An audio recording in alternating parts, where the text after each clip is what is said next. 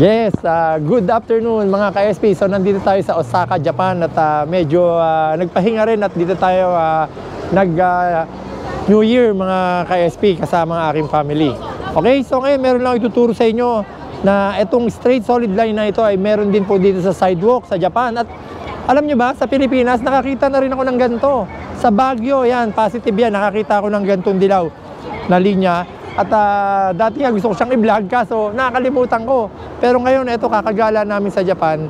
Ito, hindi mawawala tong linya na to, dilaw. Ano ibig sabihin na ito? Sino ba ang ginaguide na ito? Ang ginaguide po niya na yung mga may kapansanan sa paningin or mga bulag. Okay, di ba mga bulag, may mga cane or tungkod na ginagamit or yung di ba may stick. So nakakapa po nila yan, diretso tayo, kita mo straight solid line. Ibig sabihin, dire-diretso lang ang lakad nila para hindi sila madisgrasya. Pero pagdating dito, magkakaroon siya ng mga bilog-bilog, hindi siya guhit. So ibig sabihin yan, pwedeng nasa intersection siya or nasa delikadong lugar. Kaya dapat huminto po siya. Tulad netong nandito, pag diretso niya yan, ay siya ay maaari malaglag. Okay, so yun lang.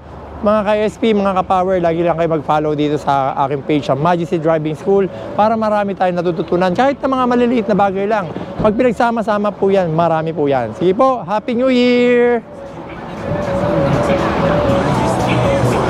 Kasama ko sa pagmaneho Majesty Driving School. Dito ay tiyak ka na matututo. Majesty Driving School. Palagi kang safe sa kada biyahe. Mga dami na magturo ng disiplina. Maging responsable sa manibela.